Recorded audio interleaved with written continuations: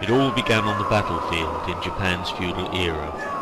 The samurai sword was among the core weapons used in combat.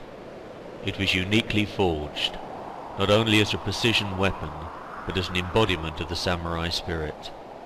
This battlefield sword art was called kenjutsu.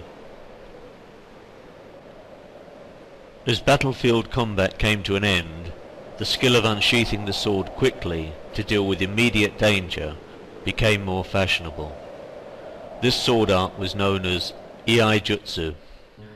Many styles of classical Iai were developed, and each one had its own characteristics, but they were all classical systems. In fact, even in the same style, each master had his own way of performing technique, but of course the principles remain the same.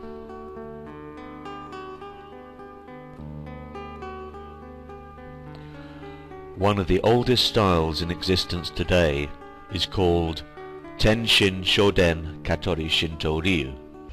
Basically, kenjutsu relates to the battlefield situations where the sword is already drawn. Iaijutsu refers to the quick-draw sword for sudden encounters. In Iaido, the emphasis is placed on the spiritual development through the training. However, Iaijutsu and Iaido are both made up of the four following components.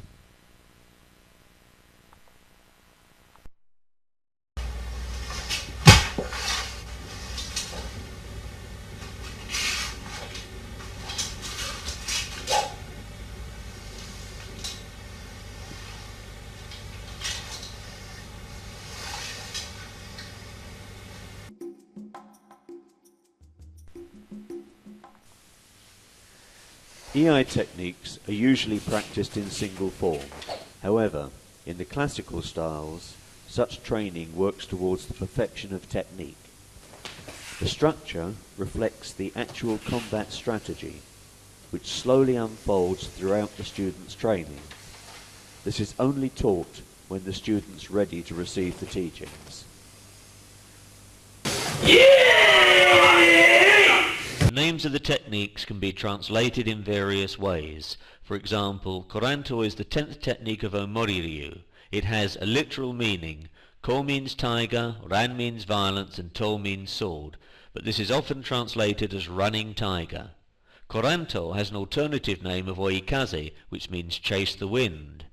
The interpretation often conveys the feeling and essence of the technique. However, there can also be a hidden meaning that's only passed on from master to student.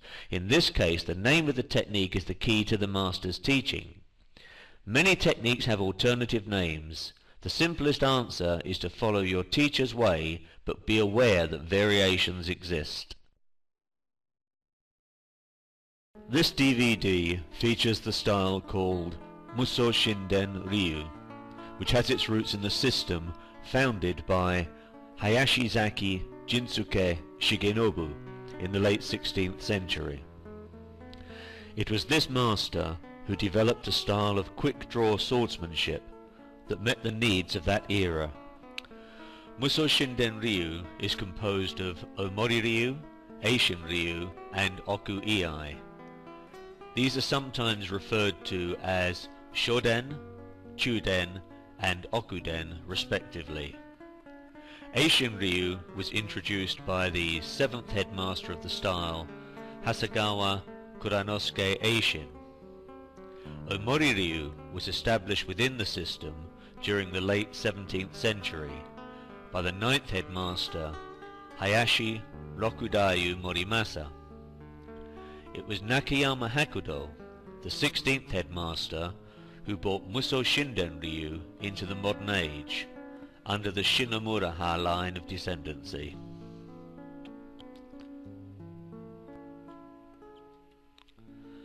Let's compare some techniques from the three styles within Muso Shinden Ryu. First, Master Kuroda demonstrates a technique from Omori Ryu, secondly from Eishin Ryu, then finally from Oku Iai.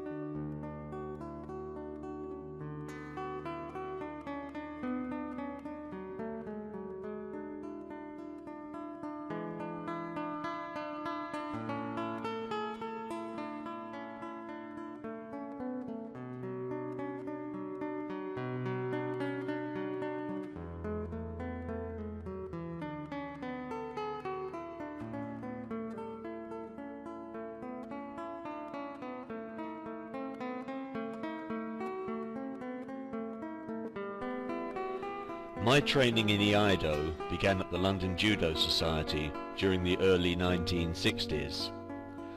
Towards the end of the 1960s, I travelled to Japan and was fortunate enough to be accepted as a student of noted swordmaster Ichitaro Kuroda, 8th Dan Jodo, 7th Dan Kendo, and 7th Dan Iaido. During the period from 1968 to 1970, I studied Muso Shinden Ryu under his guidance. I returned to Japan on various occasions after that to continue my studies. Also, I trained directly under Tomoaki Danzaki Sensei, 9th Dan Iaido, head of the All Japan Iaido Federation. Danzaki Sensei's skills were passed on to him by Master Nakayama Hakudo, and he remained his student until Master Hakudo passed away at the age of 89. At his Kenshukan dojo in Tokyo, Master Danzaki once told me that Iaido is the way to develop humanity through discipline.